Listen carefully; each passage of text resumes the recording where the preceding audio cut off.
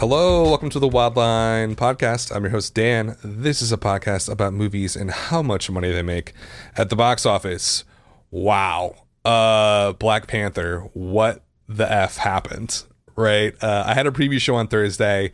I kind of went in depth into how I thought it was going to do, what other people were saying it was going to do, and it turns out we were all wrong. I was way off. I was $50 million off on opening weekend, about 50. Everybody was wrong. Even the most outrageously positive predictions underpredicted what actually happened. And just to get it out there out front, like Black Panther took in, and this is from Disney itself, so it's a little bit probably conservative, took in $192 million over the 3-day weekend. Now, to break that down a little bit, we know what it did Thursday night, which was, I think, $25 million. We know what it did Friday, the actuals. We know what it did Saturday. The Sunday, these numbers come out Sunday morning, kind of late morning. The Sunday is a sort of a really good guesstimate or estimate of what it's going to do on the Sunday. And so the total number does include a little bit of an estimate for the Sunday take, but they're usually very accurate. And if they're off, it's only by like 5% usually, if that. So Black Panther did do $192 million. Some people are saying in the industry that's actually going to do 195. And for the 4-day, we're looking at $225 million is what Deadline is saying, and I think was what the industry is saying. 218 is what Hollywood Reporter is saying, and I think that's probably more in line with what Disney has. So step back. 192 for the 3-day, at least $218 million for the 4-day. Again, Monday's going to be an estimate, but well over $200 million for the 4-day. I think we could say with some absolute certainty. So what the F happened, right? Like in my preview show, I walked through what other people were saying. I kind of gave my estimate and explained myself a little bit, saying that, I think the social media hype is sort of skewing what people are thinking about the film and who's actually going to show up and see it. I was wrong, massively wrong.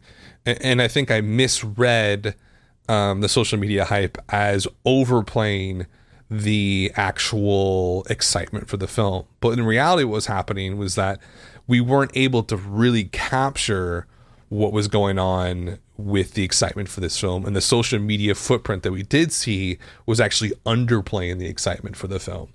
And it's sort of the performance here is historic. It is outrageous.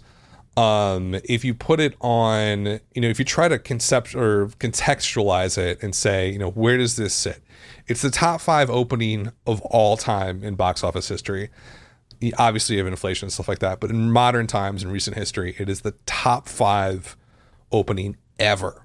I will also say, in a point that I brought up on Thursday, it only opened on 4,020 theaters, right? Like, it is the biggest opening in the top 10 that is below 4,100 theaters. So what that means is this per theater average was outrageously high, just outrageously high. And one of the reasons that I had missed on my prediction so much, I just didn't think that it was going to get these per theater averages that were huge, because it wasn't going to have enough showings like a Last Jedi or a Force Awakens or even an Avengers, which they sort of knew going in were going to be massive. But what ended up happening, it sounds like, from like hearing, people that work at theaters and stuff like that, is they started to add showings on each screen as the weekend was progressing, just because it was doing so well. So those, in terms of where it sits, it's number 5 overall. It's 3 days, 192. Marvel's Avengers is 207. Jurassic World's 208 for its 3-day. Last Jedi was 220. And The Force Awakens was 241. So Black Panther was just, not just shy. I mean, significantly lower than Marvel's Avengers. But just think about that statement. Its overall take was lower 3-day for Avengers, which was like the moment it came out in May of 2012 completely changed the business of movies. It just did. And because no one expected a movie like that to break $200 million, like that wasn't even considered possible. And so Black Panther is, shy of that, but here's the kicker to this is, and I mentioned this before, it's only in 4,000 theaters, just about. Its per theater average is higher than the Avengers for its opening weekend. So it may have come up short on the overall take, but I'm not even really concerned about it. The per theater average is what you really want to look at. The per theater average of Black Panther was $47,000, about $800. It beat Avengers about $100 per theater. That to me is an even almost bigger story that's going to get sort of buried in all this other hype and stuff that's been going on. This performed better than the Avengers at the end of the day, because if Black Panther opened on 4,350 theaters like the Avengers did, then there's a good chance that Black Panther would have easily beaten the Avengers, I think, at least, to be like the fourth biggest opening of all time. But number 5 is nothing to laugh at, or scoff at, I should say. So it beat Avengers Age of Ultron by about $1 million. It beat Captain America Civil War by a lot. It beat Beauty and the Beast. It beat Iron Man 3. It beat Harry Potter and the Deathly Hallows Part 2. Beat Batman vs. Superman. Beat Dark Knight Rises. Beat The Dark Knight. Beat Rogue One. Beat Hunger Games Catching Fire. And the original Hunger Games. Spider-Man 3. Furious 7. Guardians of the Galaxy 2. I could go on and on and on. And the reason I do that is just to give you some sort of perspective here, because I think with the hype and stuff and like the news articles coming out, I think we sometimes lose how significant this really is. This isn't just another 24-hour news cycle buzz thing, right? Like, it's not. This will change the ball game even more so than something like maybe Deadpool. When Deadpool came out of nowhere, I thought it was one of the biggest surprises ever in the box office. I think Black Panther beats that, I feel like. Deadpool may have laid the groundwork for something like this to happen, a huge, massive superhero comic book blockbuster tentpole opening in February. But the sort of the potential that Deadpool sort of showed, this is the fruition of that. Like, Black Panther opening top 5 all time in the middle of February is completely out of bounds of anyone's imagination even a year ago. And so I just want to sort of start out the show sort of saying that before we dive into the details. This is amazing.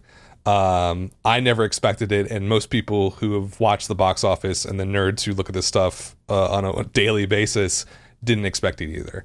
It went well beyond anybody's perception or conception or imagination of what a movie like Black Panther could do.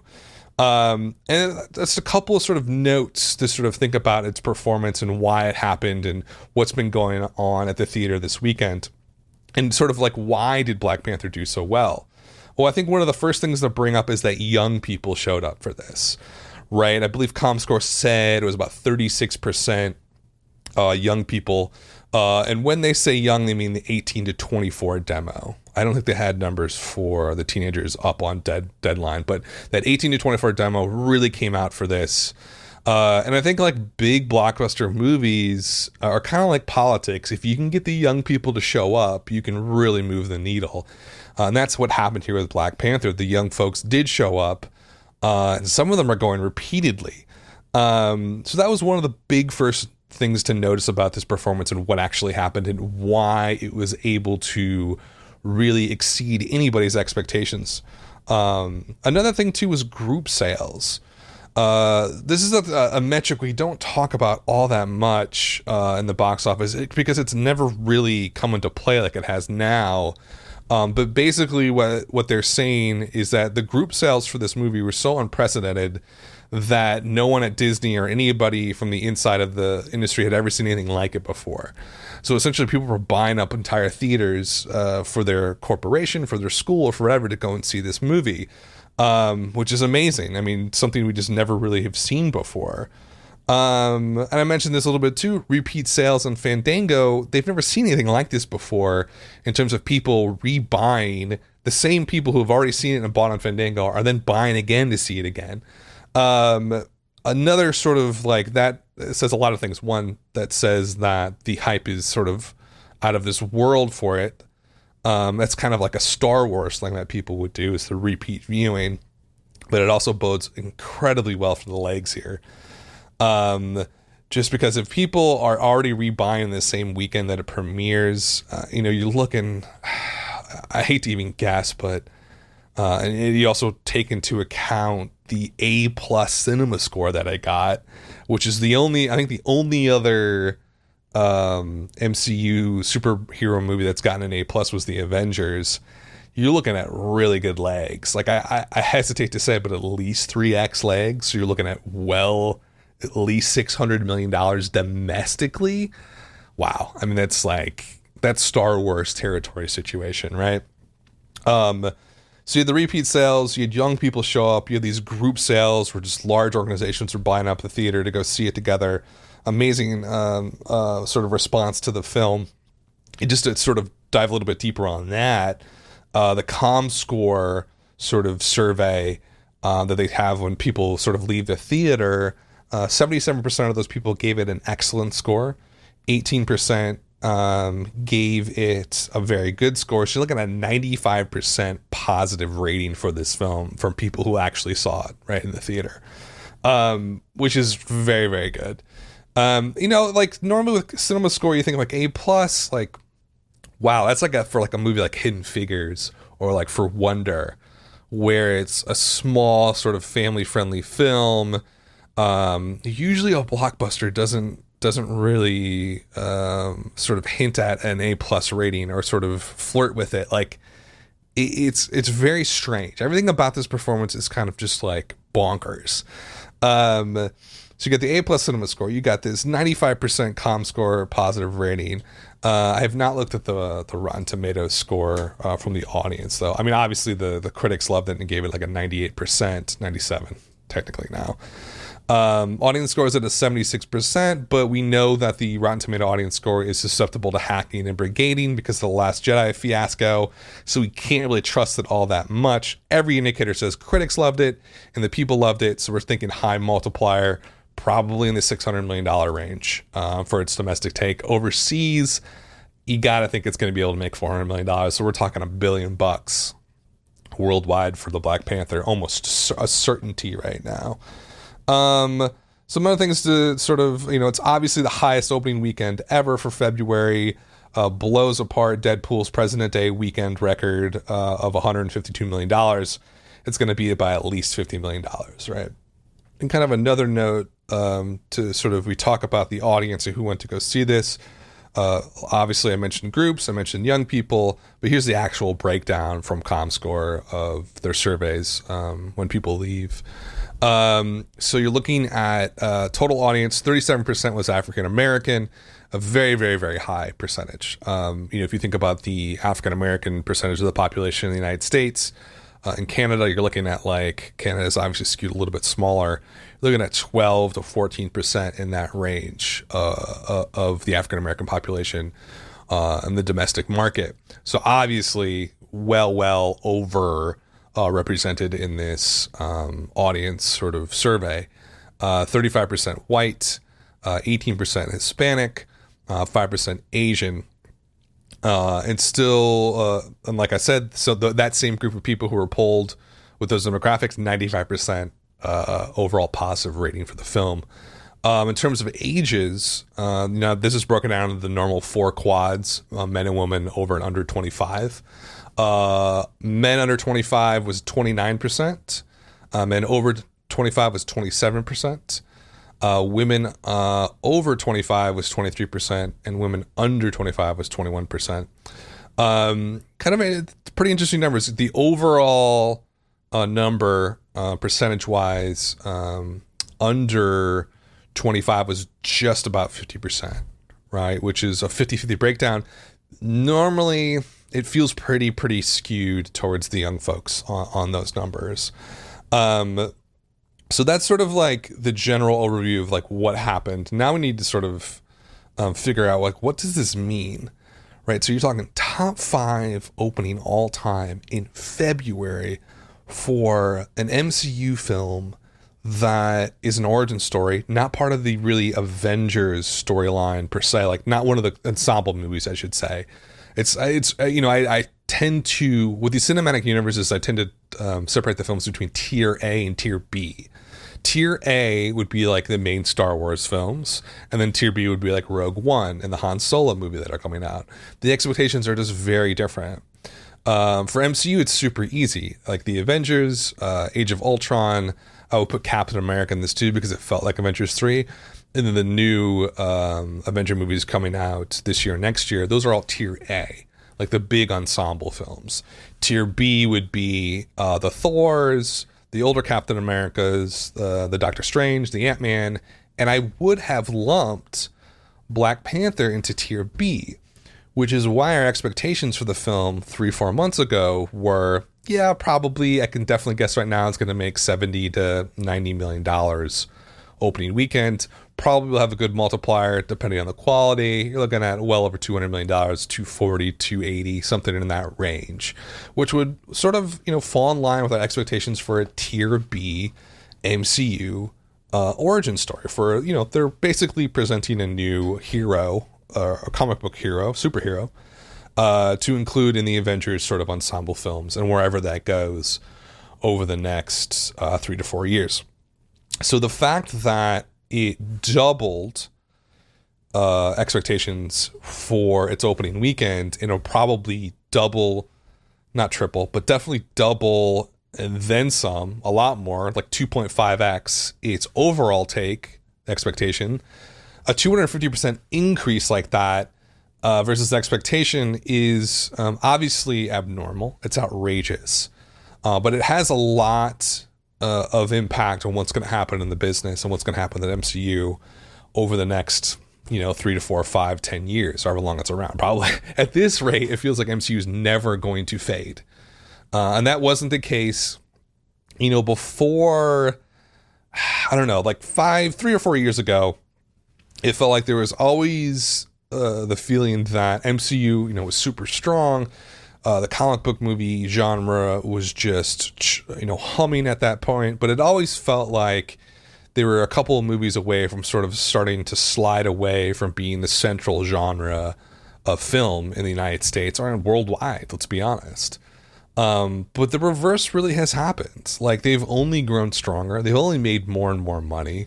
And the profit for a movie like Black Panther, I mean, you're looking at probably $300 million in pure profit for Disney and MCU. That's Star Wars level profits. Maybe not Force Awakens, but definitely Last Jedi, right? Like, it's up there, even with like a Jurassic World. So you kind of have to wonder how MCU is going to shift now. A lot of people were saying that Black Panther is going to be kind of the start of, I can't remember what phase we're in. Third phase? I forget what it is internally, but they're thinking Black Panther is kind of like the new Iron Man. And Iron Man really started out the MCU, and they're thinking like this next sort of phase of the MCU will be maybe based on Black Panther. And you can't really argue with that now. With how well this film has done. I mean, it's hard to even sort of put in perspective how well it's done. It's just such an interesting performance from such an unexpected source, right? Like, it's one thing if the Avengers opens to 207 million, and that is super surprising and crazy. But like a tier B sort of, the expectation of a tier B MCU film performing like this really kind of upends that whole universe. You kind of have to wonder, I guess, is there going to be another Iron Man movie? Probably not. Like, they're going to basically greenlight a new Black Panther movie ASAP. And so whatever's on the schedule for 2020, that's going to be knocked off. Like, that's going to be Black Panther 2, whatever they want, whatever they want to call it. So I think for all intents and purposes, Black Panther is now, he's performed better than Thor's third movie, performed better than Captain America's third movie, which was really Avengers 3, let's be honest. So I think moving forward, you have to look at Black Panther as the center of the next phase of MCU. And if you sort of even take a bigger step back and think about comic book movies, which is something that I always love to do, just sort of look at the overall arc of what's happened, I think Black Panther is maybe ushering in a fifth wave of the comic book movie genre and where it's been. If people listen to the podcast, you might get bored with this stuff, but I always talk about it, and I love to sort of, I'm sort of creating the idea in my head as I talk about it, or as I talk about on the podcast in general, month after month. But I do find it so fascinating that I kind of do want to categorize it and sort of make sense of it all, because it is so strange, especially as someone who has followed the box office as long as I have.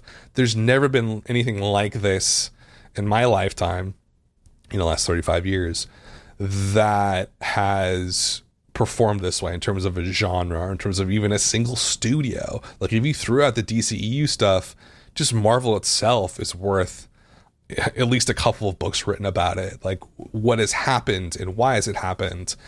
And if you think about it, like the way that I lay out the comic book genre and how it's this whole phenomenon that's happened, X-Men really started it, was sort of the beginning of it, but it didn't really start until I think the performance-wise until Spider-Man 1, 2002. And that lasted a while, that first phase. And that was kind of like, it was a little bit more, less serious. The films weren't as serious. More like comic books, how I remember comic books. They weren't like that dark. They were playful. They were really fun and exciting movies. You had a whole crop of them in that era, and they all did very well for the most part. Then you had The Dark Knight, Christopher Nolan's Dark Knight in 2008, and that ushered in what I called second wave, which was very serious, adult themed. Obviously, The Dark Knight, you look back on it now, it kind of feels like, and this is outrageous to say, but it does kind of feel like a Godfather level type film, right? It is about sort of human morality in a way that the first wave comic book movies could not touch. Like, it was just fascinating and deep and rich and challenging the viewer to think about the world in a different way. It was very much high art. I don't think you really can argue with that. And that ushered in a whole nother wave of films. And then we had the sort of one of the peaks of MCU in 2012 when The Avengers comes out. And that started the third wave of comic book movies that played really well for a while, about 4 years. A lot of ensemble films, but like what we saw there was just rapidly increasing box office numbers, opening weekend especially. And then by the time you get to, there was a really quiet period at the end of 2015 when all we really had were, before Deadpool came out, all you really had that summer was Ant-Man, which did okay, only made $180 million its entire run. Let's remember that was a tier B MCU film that came out about 3 years ago, a little bit less, 2.5 years ago, that they were happy with, opened in the 50s, closed out at 180. You have a tier B MCU film now doing more than that in 3 days. Like, that signals a complete and utter change for the genre and the industry. So that sort of, we're talking about third wave was the Avengers, and that lasted till Deadpool. You had Ant-Man, you had Fantastic Four, and then it was nothing until Deadpool. And that was like almost like 6 months until a comic book movie came out. And I thought in my head that, like, oh no, like, I feel like it's starting to fade. Like, people are getting sick of these movies. It's going to like maybe fade from just, popularity and mass appeal. Then Deadpool comes out, completely outperforms all expectations. And this would have been February 2016, only 2 years ago. And that, to me, ushered in sort of the fourth wave of comic book movies, with the highlights being like Logan, Wonder Woman, Thor, like, about individual characters, and really fascinating and different takes on the genre. Really sort of, I think, in some way pushed away the comic bookness of these films and focused more on, say, think about Guardians and Thor, like the colorfulness and the playfulness of the genre, and with, to some degree, too, Wonder Woman. And with Logan, sort of the darkness, almost like a callback to The Dark Knight, a very adult film. But they did this, the fourth wave films, like a Deadpool, Logan, Wonder Woman, felt very different than the stuff that came out right after the Avengers, and totally different than the stuff that came out in the first wave of this whole comic book movie phenomenon. And the question is, where does Black Panther fit into all of this? It does feel like a continuation of what we saw in Wonder Woman and Deadpool. kind of just focused on a singular character, not playing around with the ensemble stuff that much. Really, and I think the key here too is, and you can look to the other movies of the fourth wave of the comic movie wave or era, is really unique visions and voices in the film. Totally different than, say, the Avengers. And not to say the Avengers is bad, or look at like Ultron or even Captain America. None of those movies are bad, but they very much play to the MCU color palette, and the pacing and the acting all kind of felt like it was from, like the studio system from the 1940s. It all kind of felt, you could almost like, if you put the films side by side, they almost kind of felt like they're the same thing.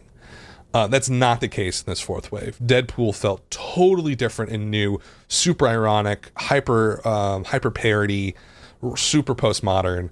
Wonder Woman felt super different as well. Look at Thor 3. I mean, and so Black Panther does seem to fit into the fourth wave of very, I would say, unique voices and unique characters. And this, I'm assuming this is going to be the height of the fourth wave. I don't know how Avengers is going to do in May. I'm assuming, you're looking at these numbers, like, I guess I have to assume it's going to do $200 million opening weekend easy. I'm a doubter and a skeptic. I don't know anymore. I don't know. I feel like Black Panther is really what people wanted. It really was part of this fourth wave of comic book movies. I don't know if Avengers, Infinity, whatever you call it, is that. It does kind of harken back to the third wave with the Avengers and Ultron and maybe Captain America Civil War. It does feel sort of, at least from the trailers and previews and stuff, does kind of seem lumped into that a little bit more. Which is to say, it's a little bit more serious, a little bit more muted.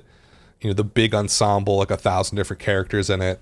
It does seem to be harkening back to that, and not necessarily about the Thor 3 colorfulness or the unique world building of Black Panther, right? It doesn't really seem like it's part of this fourth wave. So we'll see how it does. I'm sure it's going to do fantastic.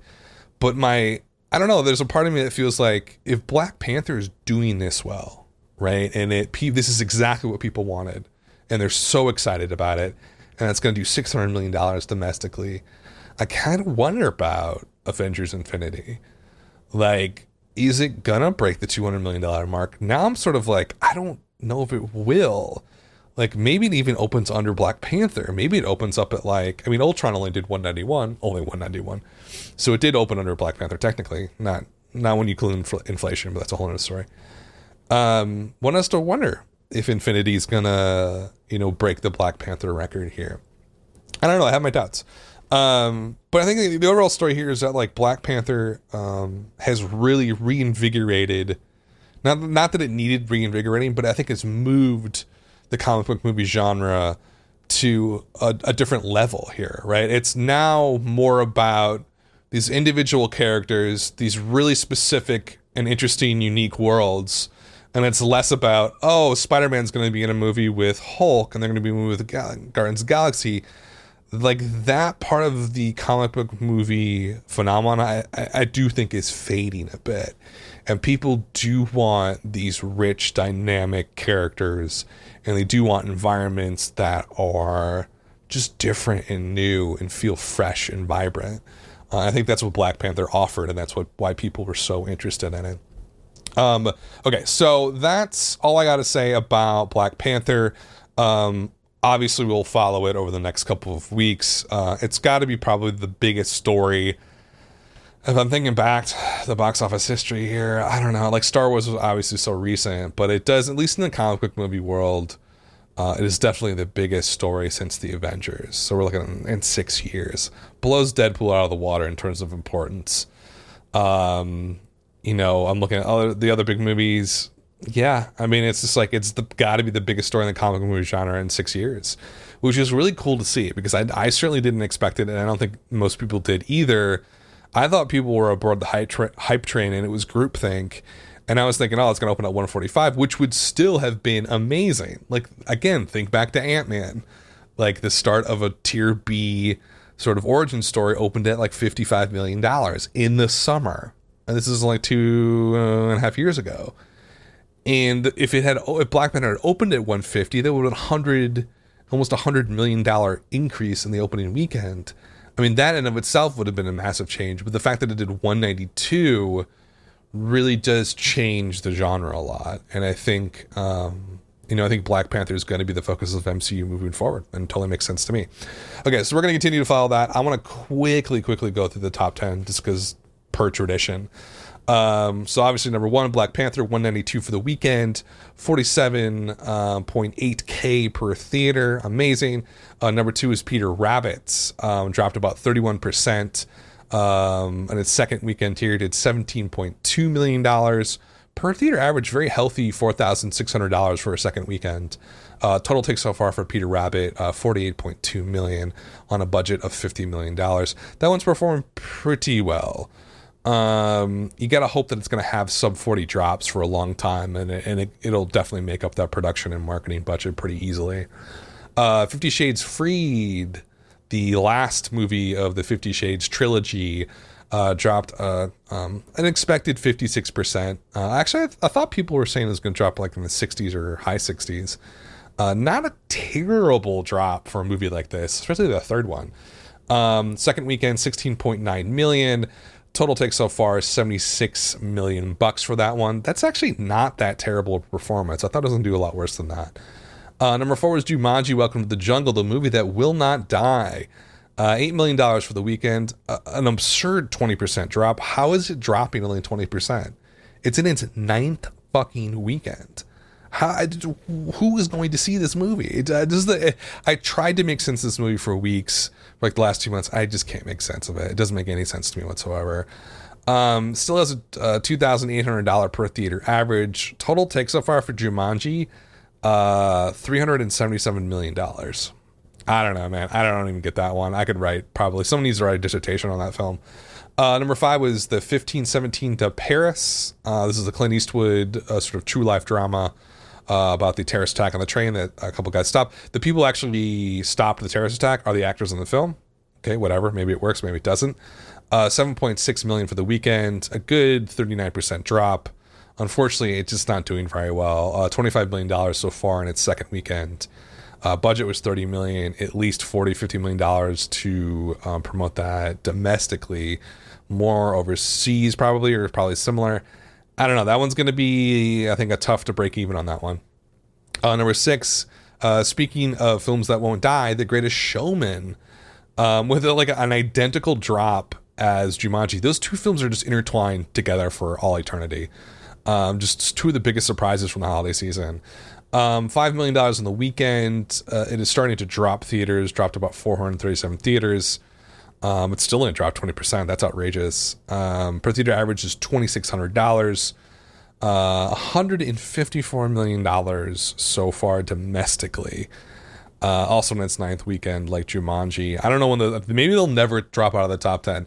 Maybe it'll be like Dark Side of the Moon and the Billboard like top 200 or whatever. It's always in like the top 20 for like 40 years. Obviously that's not going to happen here, but I don't see when they're going to go away. I mean, they could play all the way through Easter easily. Number 7 was, I've never heard of this film. I didn't really pay attention to what was opened up this weekend, just to be honest. Animated film outside of Black Panther, of course. Animated film called Early Man, from Lionsgate. Well, it's from Lionsgate, so it's not going to do well. 3.1 million, of course. Horrendous per theater average. Opening weekend per theater average of $1,200. Ouch. Hope that didn't cost more than $10 million to make, which of course it did. So that was number 7. Number 8 was Maze Runner, The Death Cure. 2.5 million on the weekend, 60% drop. Lost a ton of theaters, over 1,000. Total take so far was $54 million. Whatever, like that series is over. I thought they were going to do that one straight to video or straight to Netflix or something, but they decided to put it out in theaters. Probably not a great idea.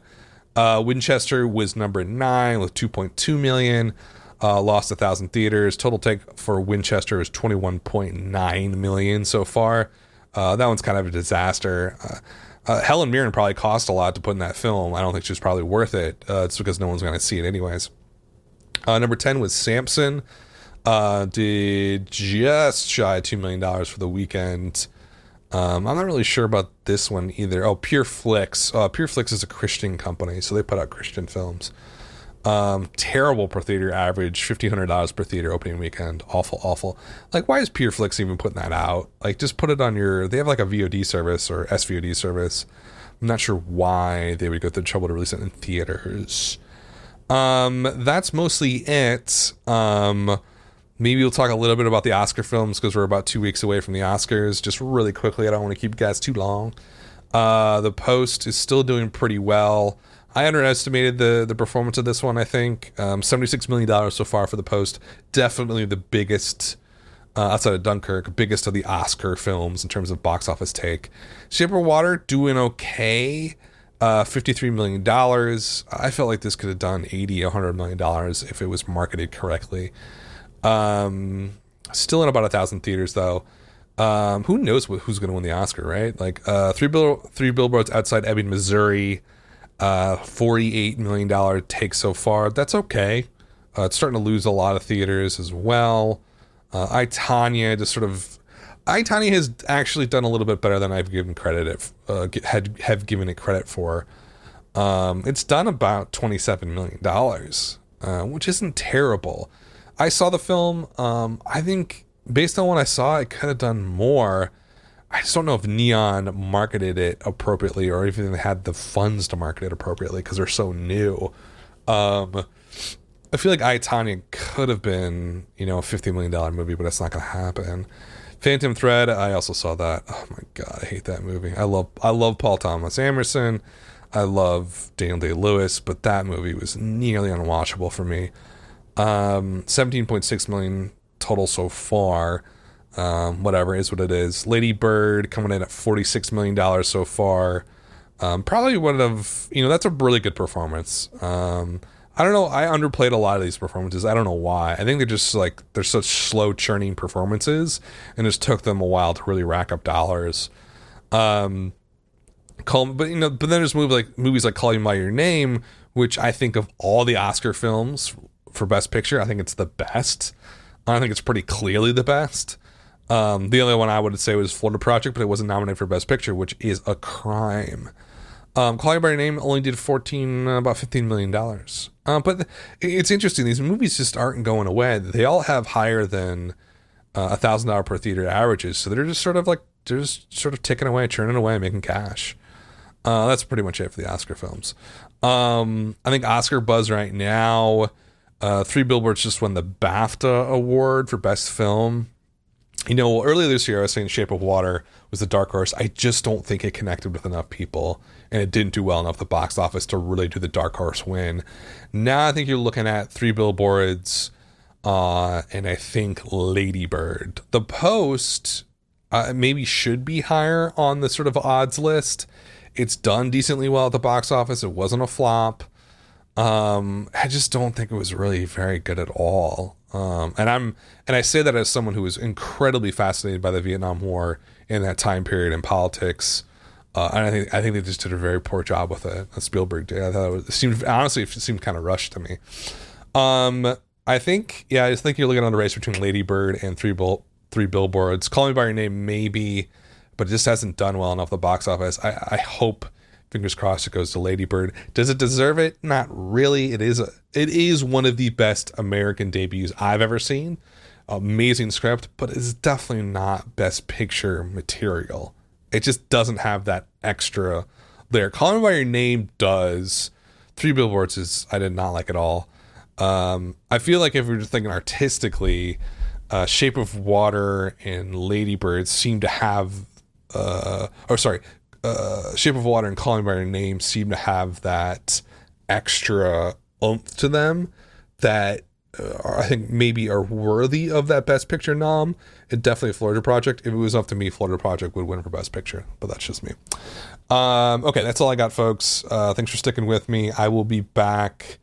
I'm down in Florida this week, so I won't do a show this week, but maybe when I get back, I will do a weekend review for next weekend. Thanks for listening, guys. This has been the Wildline Podcast.